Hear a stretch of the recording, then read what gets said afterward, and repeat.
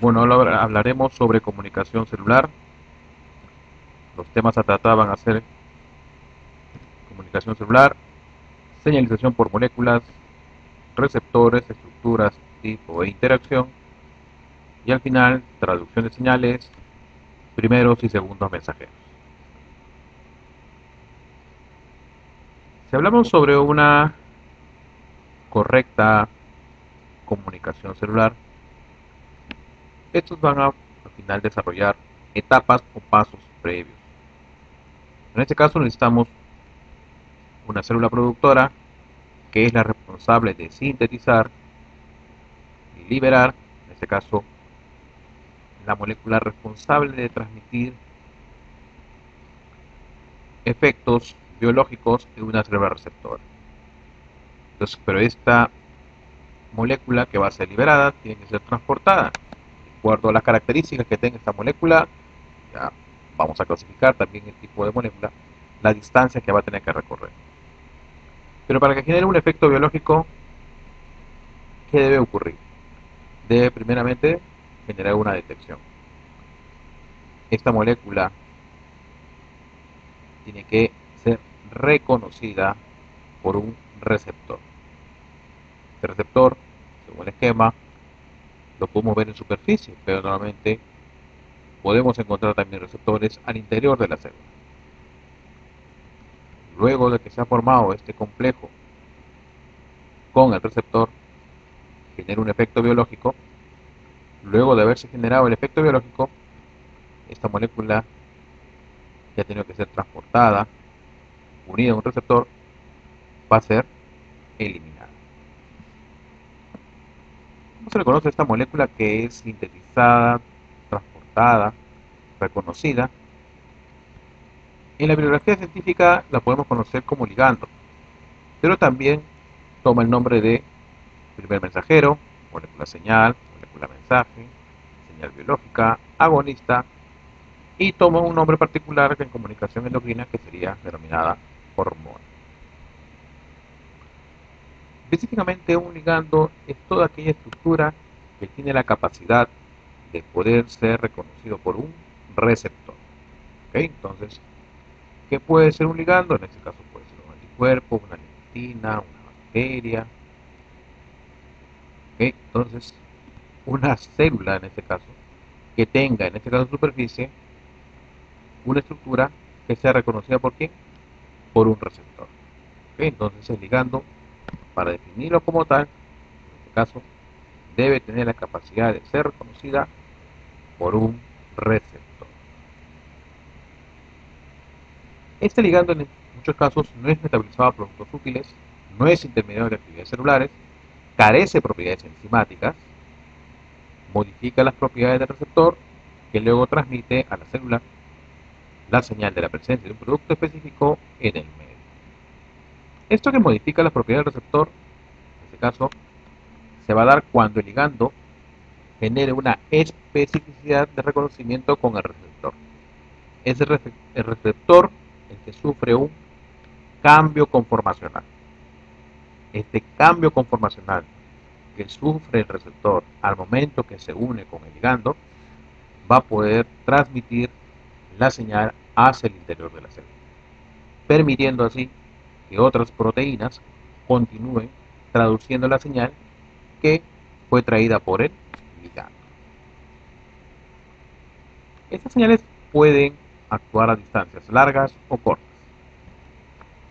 La más conocida, la señalización endocrina, principalmente realizada por las denominadas hormonas. La señal va a viajar largas distancias a través del torrente sanguíneo. Características de esta señalización. En el caso del ligando, debe tener una característica de tiempo de vida bastante largo. Y otra característica muy importante también es su alta especificidad con el receptor que la va a capturar. ¿Por qué tiene que ser tan alta la especificidad? Es que en el torrente sanguíneo normalmente no se libera una sola hormona, no se libera una sola sustancia o una sola proteína. En realidad hay muchas señales que se van liberando en el torrente sanguíneo. Entonces va a haber una alta competición. Para eso, para evitar que se activen o inactiven ciertas células blanco, aquí es muy importante que la hormona active específicamente al receptor en la cual tiene que irse. En comparación a la señalización paracrina, esta no viaja a través del torrente sanguíneo, actúa principalmente con las células vecinas de la célula productora del ligando. Este tipo de señalización está implicado en muchos de los procesos que regulan los procesos de inflamación, pero también está incluido los procesos de proliferación celular durante un proceso de cicatrización. La señalización neuronal, aquí no es que la señal viaja a largas distancias, sino es la señal al interior de la célula productora que va a permitir poder, en este caso, al final, en este caso el ejemplo de las células nerviosas, poder liberar los denominados neurotransmisores en el espacio sináptico. La señal, en este caso, es transmitida de manera rápida y específica a su célula diana. En comparación a las otras dos señalizaciones, esta no requiere mucha especificidad. ¿Por qué? En este caso lo podemos considerar porque no existen muchos competidores en este caso. Los neurotransmisores, por consiguiente, que son liberados en el espacio sináptico, llegan a su receptor, cumplen la función de activación a la siguiente célula nerviosa y son separados. No hay un enlace covalente entre el ligando, neurotransmisor, hormona con el receptor. Porque si fuera así, sería muy complicado en este caso desactivar la célula receptora para una siguiente activación. ¿Quiénes podrían ser competidores a este nivel? Las drogas y los fármacos pueden, en este caso, ser competidores o inhibidores de los neurotransmisores que utilizan la señalización neuronal. Otra de las señalizaciones es por contacto. Es importante saber que las que utilizan este tipo de células de comunicación son principalmente las células del sistema inmune. Hablamos específicamente de los linfocitos T. Una célula normal que es invadida o infectada o atacada, por este caso, por un virus, podría generar en este caso que la célula que está siendo atacada comience a expresar receptores que activan al sistema inmune. ¿Para qué? Para que, en este caso los linfocitos T, generen el proceso de necrosis o apoptosis, dependiendo del receptor que exponga la célula que se encuentra alterada. Nosotros vemos acá en el esquema como una célula tumoral, si expone un receptor MHC clase 1, este va a ser reconocida por quién, por la estructura que está en superficie de linfocitos T, el TCE. Este complejo ligando receptor que se va a formar va a permitir que el linfocito T libere perforinas, iniciando el proceso de necrosis. O también, si es que esta célula tumoral expresa el receptor FAS en superficie, va a ser reconocido por el linfocito T e inducir, en este caso, el proceso de apoptosis en esta célula tumoral.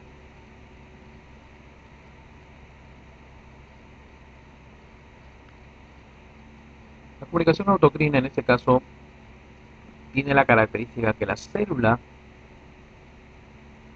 productora también es capaz de poder reconocer el ligando que está liberado.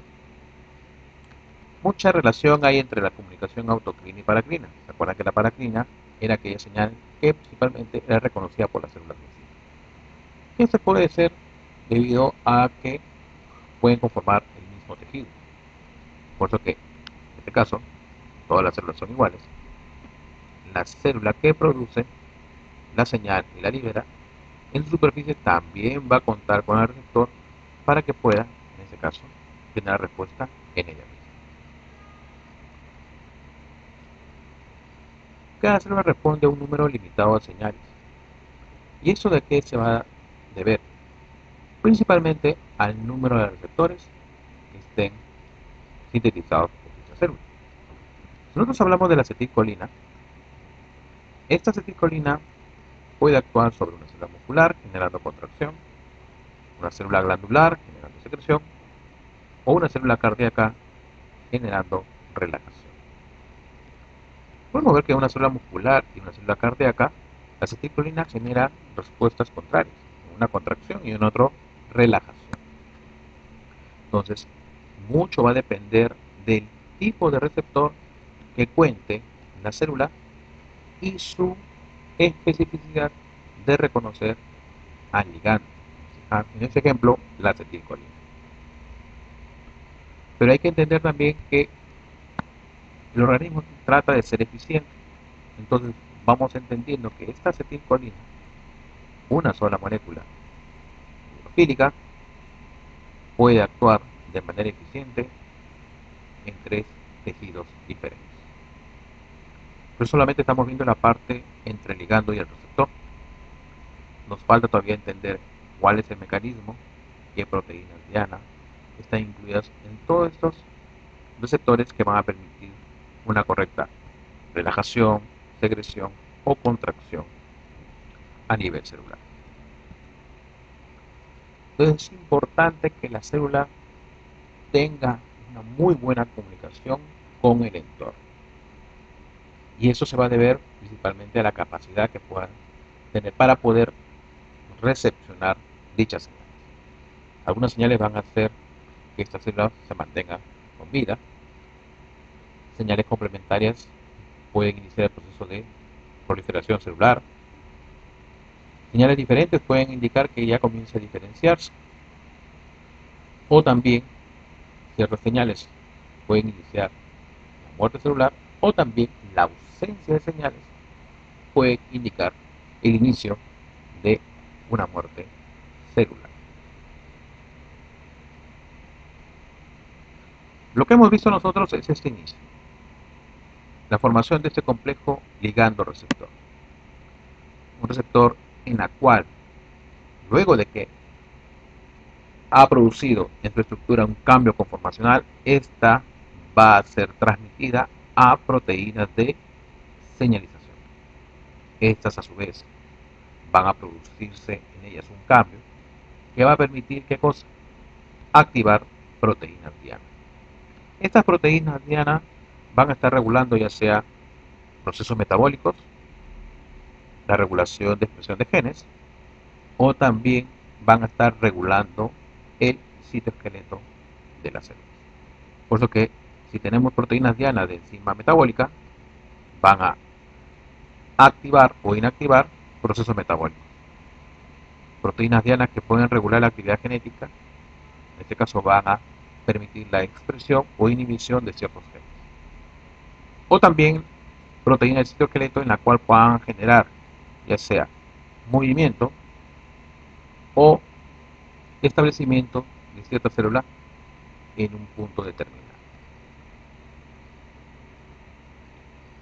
Entonces vamos entendiendo que existen mecanismos complejos que van a generar que a partir de la unión del ligando con el receptor, este complejo ligando-receptor permitirá la activación de proteínas de señalización, que estas a su vez van a activar proteínas diana, y estos pueden regular el citoesqueleto, la expresión de genes o la activación de procesos metabólicos dentro de la célula.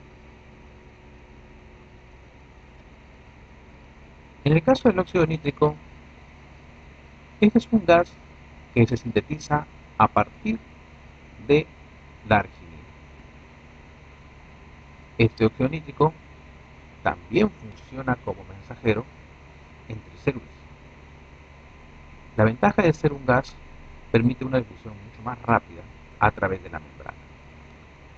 Este óxido nítrico se va a asociar con una enzima, en este caso guanilato ciclasa. Esta guanilato ciclasa va a sintetizar a partir de GTP, GMP cíclico, permitiendo así que en el músculo liso se produzca el proceso de relajación. Es importante que vean, este mecanismo es utilizado y se va entendiendo como la función de estas pastillas, en el caso comercialmente del Viagra, permiten el incremento de la síntesis de óxido nítrico que permite el proceso de relajación. Pero en este caso el óxido nítrico tiene un tiempo de vida corto porque en este caso se va a oxidar rápidamente por la presencia de óxido.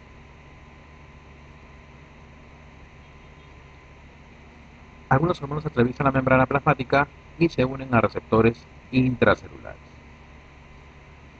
¿Por qué en este caso algunas hormonas atraviesan la membrana? Porque presentan un carácter lipídico. Pues sabemos que los ligandos, en este caso que son hidrofílicos, principalmente van a encontrar sus receptores en membrana.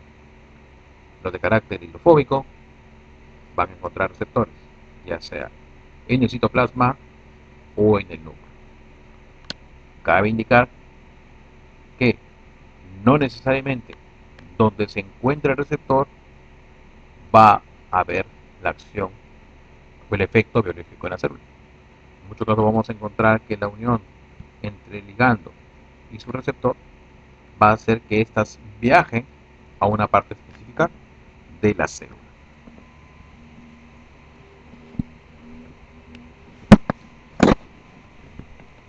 Entonces, las hormonas como la testosterona, estradiol, progesterona, cortisol, al tener una característica hidrofóbica, va a poder encontrar sus receptores en el citosol o en el núcleo. En el caso de las hormonas esteroides que tienen esa propiedad, como ustedes ven, va a atravesar la membrana con bastante facilidad, va a unirse con su receptor, formando el complejo ligando-receptor. Este complejo ligando-receptor va a ser importado a través de los poros nucleares hacia un sitio específico para poder unirse y regular la expresión y síntesis de RNA mensajero. Este RNA mensajero va a ser exportado a través del complejo de poro nuclear y gracias a los ribosomas comenzar la síntesis de una nueva proteína. Como ustedes ven, es un mecanismo bastante rápido, bastante directo. ¿Qué podría afectar la síntesis de RNA mensajero?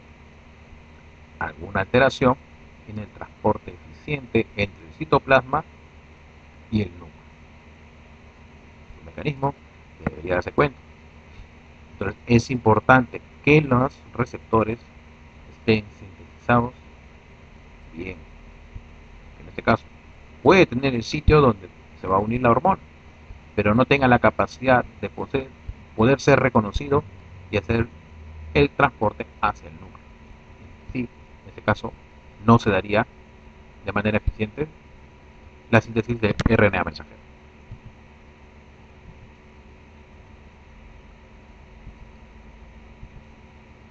Tenemos receptores de superficie celular, algunos en este caso receptores asociados a canales iónicos.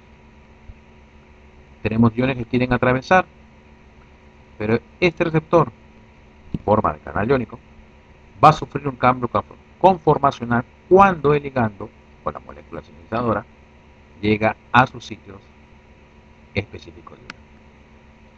Existen otros receptores asociados con proteína G. En este caso, los receptores asociados a proteína G son receptores bastante complejos, atraviesan 7 veces la membrana y cuando llega en este caso la molécula señalizadora o el ligando, que sufre el receptor cambio conformacional. Este cambio conformacional es reconocido por la proteína G y esta a su vez, al ser activada, va a activar a una enzima. Pero también tenemos otros receptores de superficie en la cual son receptores asociados con enzima. ¿Qué quiere decir? Que al momento que llega el ligando, en este caso en forma de dímero, va a permitir la unión de receptores similares o complementarios. Estos receptores, ¿qué característica tienen? Tienen una región o dominio catalítico. ¿Qué quiere decir esto? Que a partir de estos dominios catalíticos van a poder activar proteínas cerca a estos receptores. ¿Okay? Entonces, en los anteriores mecanismos de receptores asociados a proteína G, en este caso la proteína G viaja a activar una enzima. En este caso, estos receptores tienen actividad enzimática, tienen la capacidad, en muchos casos vamos a ver más adelante, de fosforilarse y de fosforilar o activar proteínas que van a continuar, en este caso, la transmisión de la señal hacia el interior de la célula.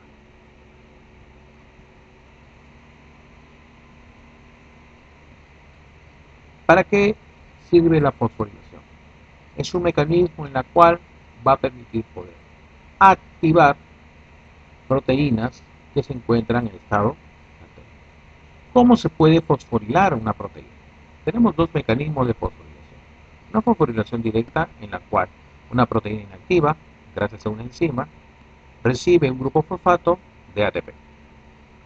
Esta proteína cumple su función. Luego de un tiempo, una enzima responsable desfosforila esta proteína, volviendo a su estado inactivo. Pero existen otras proteínas que, cuando están inactivas, tienen acoplados GDP. Cuando reciben la activación, en ese caso, sufre un cambio en su estructura y elimina el GDP y lo reemplaza por GTP. Entonces, una proteína que acopla GTP es una proteína activa. En algunos casos, estas proteínas que tienen acoplado GTP tienen la actividad GTPasa. ¿Qué quiere decir eso? Que la propia proteína por sí sola puede transformar este GTP en GDP. O también existen algunos mecanismos en que enzimas ayudan a esta proteína a degradar el GTP.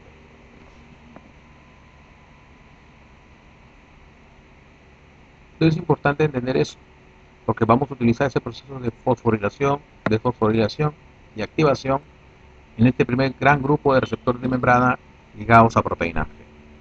Esta proteína G posee tres subunidades: alfa, beta y gamma. La subunidad alfa es la que acopla en su estructura GDP cuando está inactivo y GTP cuando está activo. Esta subunidad alfa tiene su actividad GTPase. Las otras subunidades mantienen a la proteína G unida a la membrana. Esta proteína G solo pueden activarse cuando unen GTP, guanosin trifosfato.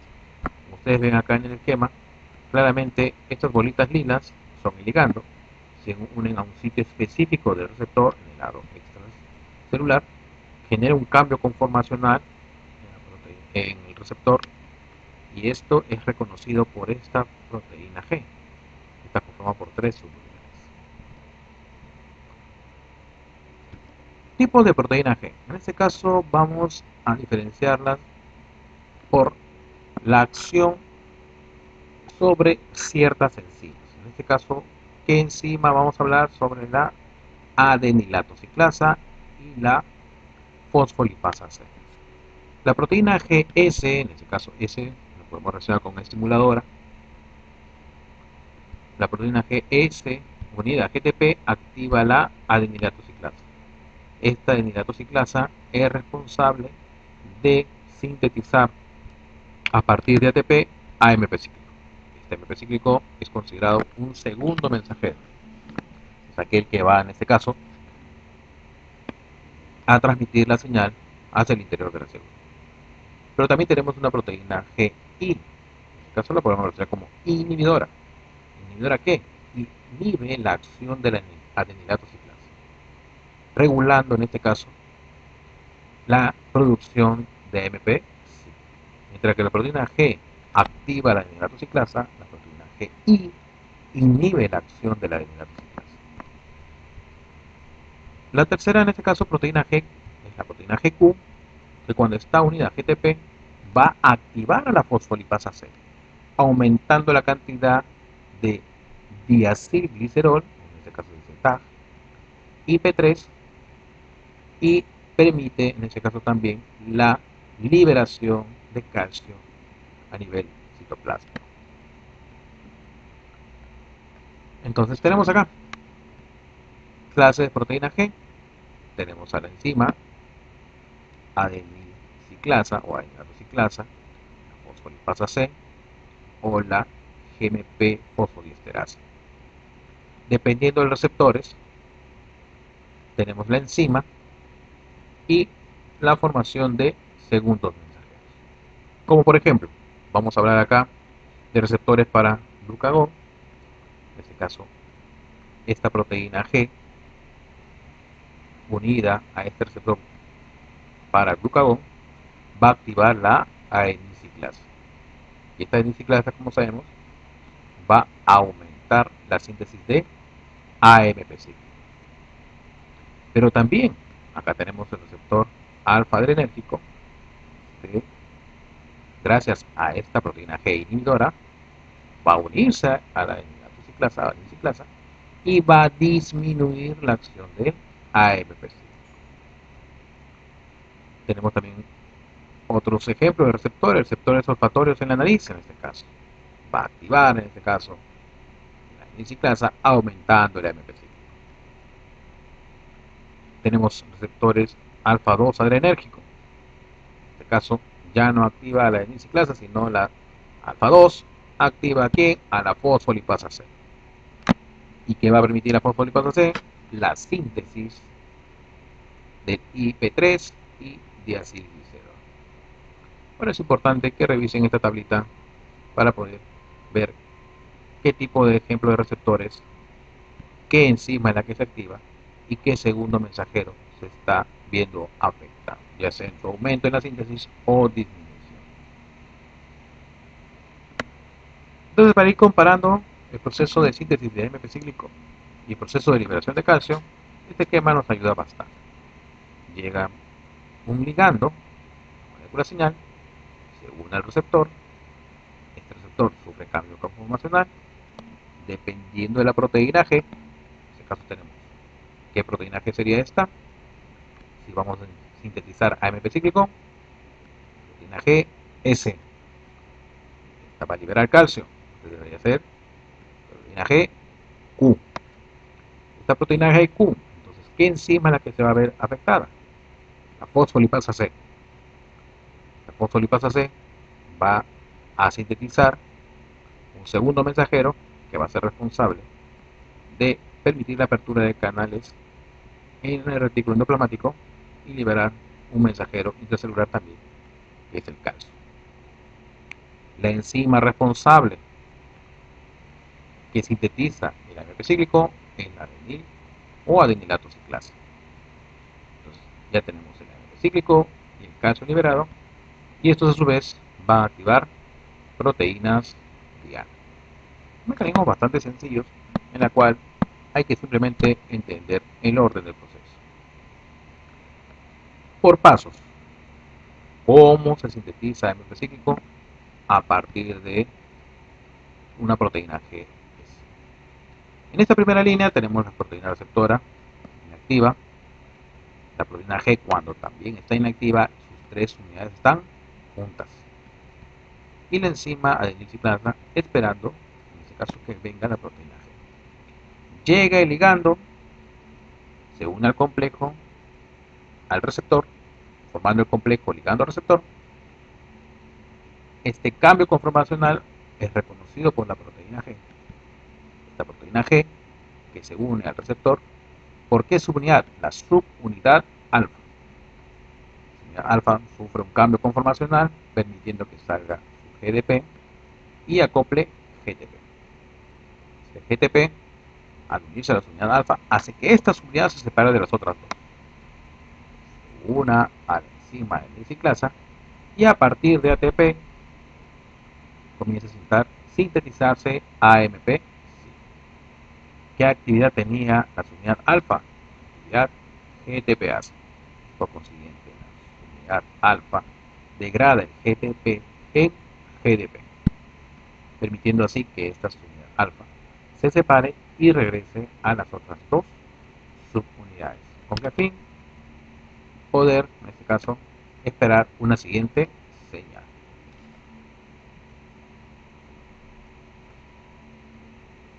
Tan importante es el segundo mensajero. El AMP cíclico en este caso va a activar proteinquinasas, proteínas que van a permitir continuar la transmisión de la señal formada por el ligando. En este caso, el AMP cíclico activa proteinquinasas A. Está conformado por 4 subunidades. 2 unidades reguladoras, que son las que van a captar el AMP cíclico.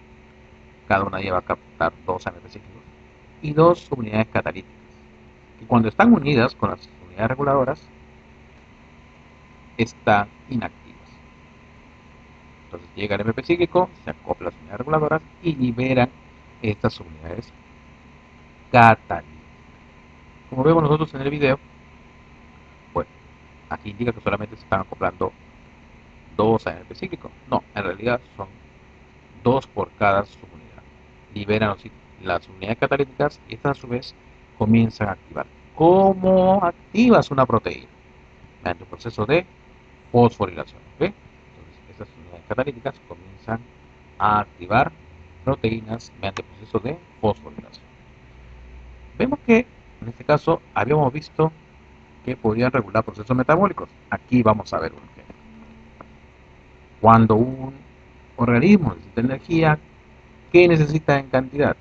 Glucosa. Nosotros no almacenamos glucosa, sino almacenamos glucógeno.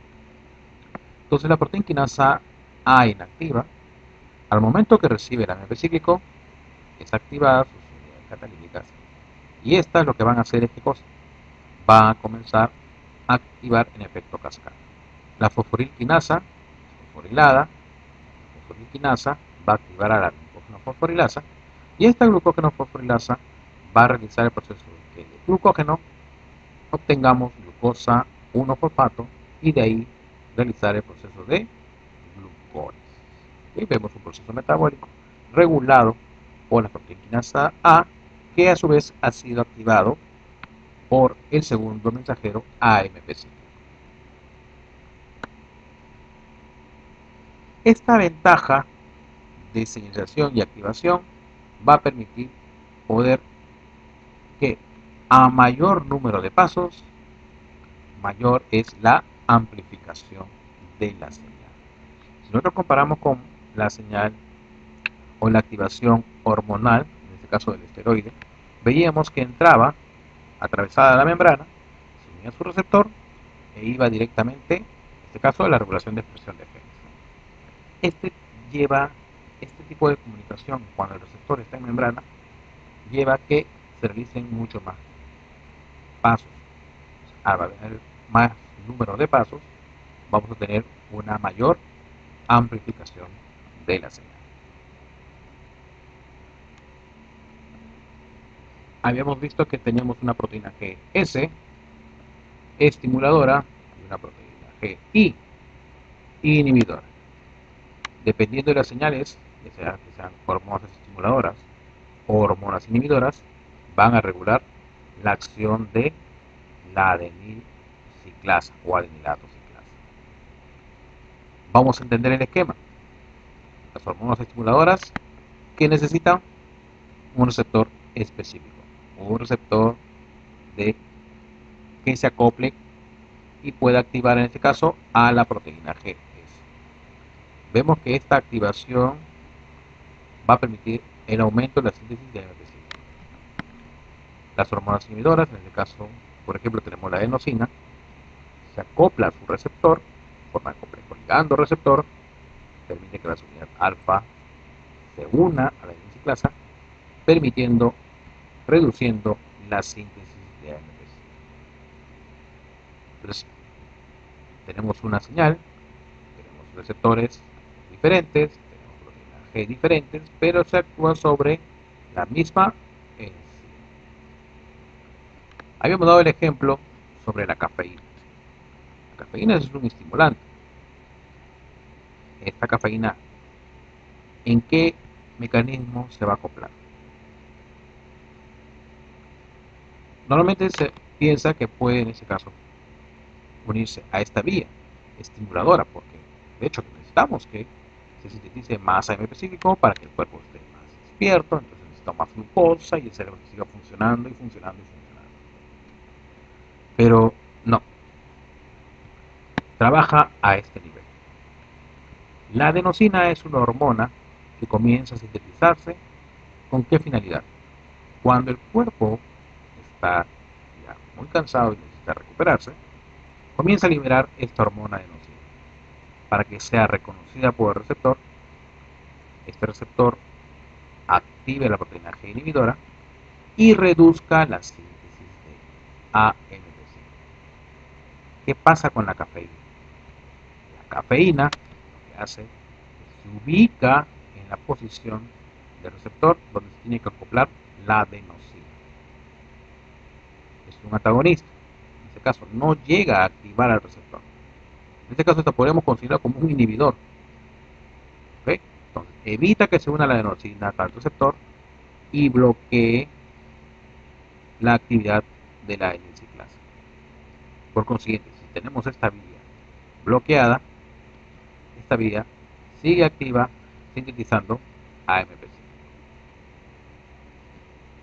Pero algunos dirán, profesor, siempre hay que estar tomando más y más café. Es que el organismo lo que hace lo siguiente: comienza a liberar la adenosina y no tiene efecto. Algo está pasando. Entonces, dado que el organismo es muy dinámico, ¿qué va a hacer? Va a activar señales para que se pueda sintetizar mayor número de receptores para adenosina. Por consiguiente, al haber mayor número de receptores de adenosina, va la capacidad de que la adenosina se una y bloquee acción de la N-ciclasa. ¿Okay? Entonces, la cafeína actúa en este nivel, no actúa en este. No estimula a N-ciclasa. Lo que hace es bloquea la acción de la proteína G y impidiendo en este caso que la adenosina se una al receptor.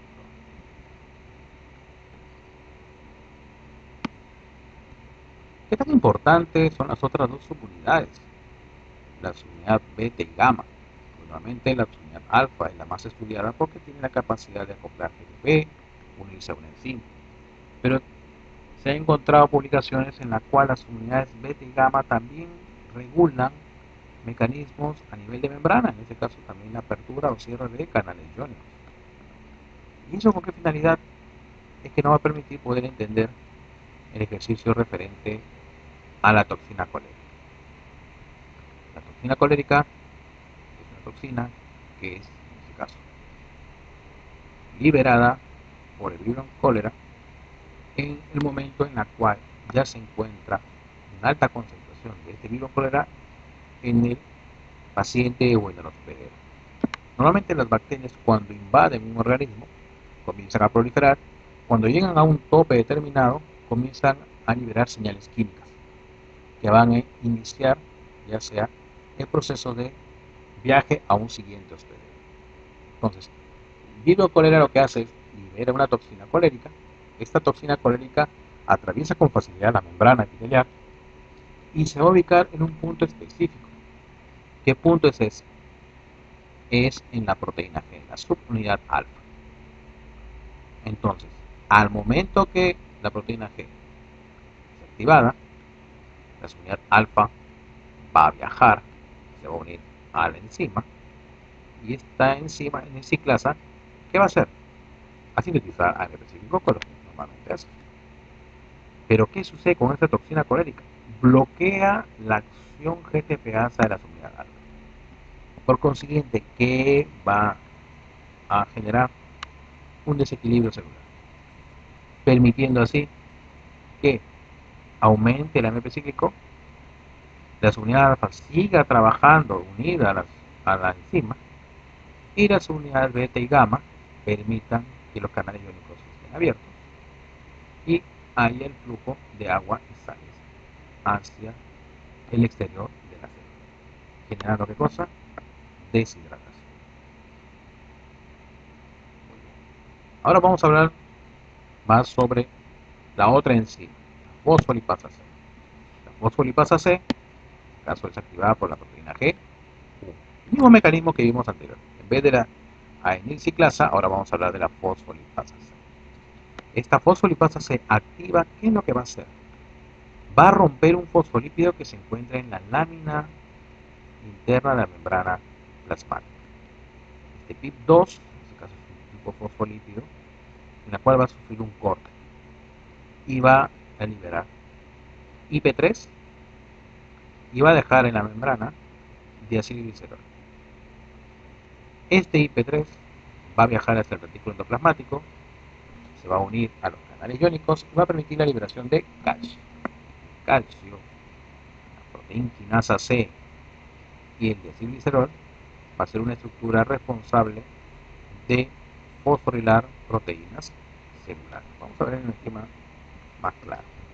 Ok, acá tenemos la fosfolipasa C, degrada en la PIP2, este fosfolípido que normalmente se encuentra en mayor cantidad en la lámina interna que en la lámina externa de la membrana celular. Libera el IP3, el IP3 va a los canales iónicos, se libera el calcio. Fíjense que la proteína quinasa C cuando está inactiva está libre en citoplasma. El calcio se une a esa estructura y ambas viajan hacia la membrana a unirse con la especie de gancho en realidad que cumple la función del DAG o diacilglicerol. Esto va a permitir también, en este caso, que a partir de esta posición comience a fosforilarse sustratos, bueno, en este caso sustratos o proteínas en este caso va a ser, ¿no? Que se requieren para continuar el proceso de transmisión de la señal. Si las proteínas quinasas A regulan procesos metabólicos, aquí las proteínas quinasas C van a regular procesos de expresión y transcripción de genes. Acá tenemos una vía inactiva de la proteína quinasa C, tenemos las MAP quinasas, tenemos también promotores de regulación de genes y la quinasa C, proteína quinasa C inactiva. Cuando se activa con el mecanismo que ya hemos visto antes, la fosfolipasa C, esta proteína quinasa C activa está pegada en membrana. Comienza a generar el proceso de fosforilación, ¿no? Una fosforilación a la MAP quinasa. Aquí falta en el esquema, es un esquema mucho más sencillo, acá faltan todavía dos proteínas más, que la vamos a ver más adelante. Esta proteína quinasa ya fosforilada, en este caso, va a poder, en este caso, ingresar, ser transportada al núcleo y internamente va a hacer la fosforilación de, en este caso, otra proteína reguladora de genes, que es la ELK1. Esta proteína quinasa C no necesariamente va a activar una proteína monomérica, en este caso, esta está formada por dos subunidades, fosforila una subunidad, permitiendo que genere un cambio en su estructura y viaje este promotor de regulación de genes a un segundo gen. En este caso viaja al ADN y un punto específico en este caso para comenzar la síntesis de RNA mensajero. Entonces estas proteínas AC están muy involucradas en la regulación e inactivación de expresión de genes. La proteína quinasa A, como hemos visto anteriormente, está ligada principalmente a procesos metabólicos. Entonces, en este efecto del proceso de fosfolipasa C se ha incrementado el calcio en el citoplasma. Sabemos que el calcio no puede estar en alta concentración en el citoplasma. Por consiguiente, ya comienza a activarse el transporte e intercambio de calcio. En este caso impulsados por sodio. O también vamos a utilizar bombas en las cuales van a expulsar el calcio hacia el exterior de la célula. Otros mecanismos. El calcio tiene que regresar otra vez al retículo endoplasmático. Muy bien, tenemos ATPase dependiente de calcio en el retículo endoplasmático. También tenemos una importación activa de calcio en mitocondrias y también tenemos algunas proteínas en citoplasma que van a capturar el calcio. Entonces volvemos a la concentración inicial. Ahora vamos a hablar de otro tipo de receptores. Ya hemos hablado mucho de receptores acoplados a proteínas. En este caso son receptores asociados a enzimas, ¿no? O en muchos casos con actividad enzimática. Están ligadas a señales que regulan principalmente crecimiento, proliferación, diferenciación reproducción y supervivencia. Mucho de los procesos de mutaciones o células cancerígenas están ligados a este tipo de receptores. Para hacer más o menos un poco de recordar, tenemos un dímero de este ligando. Acá tenemos dos receptores similares pero inactivos que presentan claramente dominios catalíticos, en el caso del dominio de tirosina quinasa. Al momento que el ligando se une a los receptores, estos dominios se activan. La activación en este caso se da gracias a la fosforilación de las tirosinas. En este caso tenemos 3 en cada lado de los receptores. Esta fosforilación va a permitir en este caso que proteínas de señalización intracelular se unan en este caso a las tirosinas fosforiladas. Y estos a su vez van a permitir también poder activar otras proteínas que se van a ir asociando y activando. ¿Qué tipo de receptores vamos a poder encontrar aquí? Tenemos receptores a guanidina ciclasa, receptores de tirosina quinasa, receptores asociados a tirosina quinasa, receptores de tirosina fosfatasa y receptores de serina treonina quinasa. Para hablar de alguno de ellos, en este caso tenemos el receptor de guanilato ciclasa. Principalmente vamos a encontrar en riñón y músculo liso. Utilizan GMP cíclico como mediador intracelular. Tiene un sitio de unión para la molécula a nivel extracelular. Y a nivel intracelular tiene un dominio con actividad guanilato ciclasa. Actividad guanilato ciclasa, que quiere decir que a partir de GTP va a sintetizarse GMP cíclico. El GMP cíclico va a activar ¿qué? Proteína quinasas. ¿Qué proteína quinasa? Proteína quinasa G. Otros receptores tirosina quinasa, es este grupo de acá, muy variado, bastantes de receptores tirosina quinasa, ligados mucho a factores de crecimiento. Como ustedes pueden ver, existe bastante variabilidad en la parte extracelular. ¿Y esto a qué se debe? En este caso, se debe principalmente al tipo de ligando que tiene que acoplar. ¿Ok? Entonces, vemos claramente una variedad en la superficie. Pero en el lado interno, vemos claramente en línea, en estructuras rojas, el dominio tirosina quinasa. Si vemos un esquema mucho más bonito, vamos a ver claro que tenemos el dominio extracelular donde se va a unir el ligando, el dominio transmembrana, principalmente formado por alfa hélice, y el dominio intracelular que sería el dominio catalítico. Claramente vemos que están formados por cisteína, fibronectina, ricos en leucina. ¿Okay? Acá también tenemos fibronectina. Lo que nos interesa y vamos a hablar ahorita un poquito más detallado por su estructura y su relación. Acá este receptor de insulina tiene sus unidades alfa, en este caso conformado por cisteínas, fibronectina 3, y subunidades beta formadas por fibronectina 3. Vemos nosotros acá. Son receptores de tirosina quinasa, en este caso es tetramérica, 1, 2, 3, 4. Las dos unidades alfa son las responsables de, en este caso, reconocer la insulina. Van a transmitir, en este caso, el cambio conformacional hacia sus subunidades beta. Las unidades beta en su extremo tienen dominio de fijación de la tirosina. Es ese punto en el cual se van a activar, se van a fosforilar y van a generar procesos de actividad enzimática y acción biológica. Muy bien, ya vemos cómo se van activando los receptores, pero aquí vamos a ver otra proteína importante, que es la proteína RAS. La proteína en la cual, para estar activa, necesita acoplar GTP. Habíamos hablado antes de las MAP quinasas, ¿no? Con la proteína quinasa C. Aquí vemos un esquema un poquito más detallado. Aquí es una cascada de las MAP quinasas.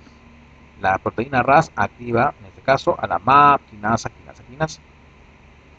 Esta MAP quinasa, al estar activa, va a fosforilar a la MAP quinasa. Y esta a su vez activa, en este caso doble fosforila, a la MAP quinasa. La MAP quinasa lo que va a hacer es cambios en la actividad de las proteínas y cambios en la expresión de genes. Va a depender cuál es el requerimiento y la función, pero toda esta secuencia va a depender a que la proteína RAS esté o no esté activa. ¿Cómo sabemos si está o no está activa? Cuando tiene acoplado, ya sea GTP en posición activa o GDP en posición inactiva. Esta proteína RAS ha sido reportada en muchos cáncer porque en este caso su acción, en este caso activa, va a permitir que estas MAP-quinasas, que son responsables de la regulación de expresión de genes y el proceso de proliferación celular, se mantenga constante. Y sabemos que normalmente las células cancerígenas siempre están en constante división. Juntemos todo el esquema, esta diapo con la anterior, y es lo que vemos acá. Tenemos un factor de crecimiento, tenemos los sectores con actividad enzimática, tienen sus dominios catalíticos. Estos dominios catalíticos, ¿qué pasaban? Se fosforilaban. Esta fosforilación permitía que otras proteínas, en este caso adaptadoras o inductoras, se unan a los receptores y a partir de aquí la proteína RAS, en este caso, va a ser activada, reemplaza el GDP por el GTP. Esta proteína RAS va a activar a la cascada de las MAP-quinasas. Fíjense ustedes que aquí les ha cambiado un poco el nombre. La MAP-quinasa se la conoce como RAF. La MEC es la MAP-quinasa y la MAC, en este caso, es la MAP-quinasa. Fíjense que la MAP-quinasa está doblemente fosforilada. Esta MAP-quinasa tiene que ser transportada, en este caso, a través del complejo de poro nuclear para poder, ¿qué cosa? Llegar, en este caso, a los genes específicos y iniciar, en este caso, la síntesis de RNA mensajero.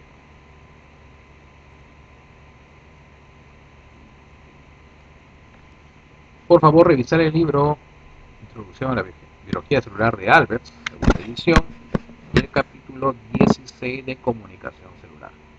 Ahí van a encontrar alguna información complementaria y algunos ejercicios para que puedan entender. Fíjense ustedes acá, ¿qué cosa es NO? Búsquenlo en las diapositivas anteriores. Va, en este caso, a activar una enzima guanilato ciclasa. Es importante, fíjense ustedes. NO.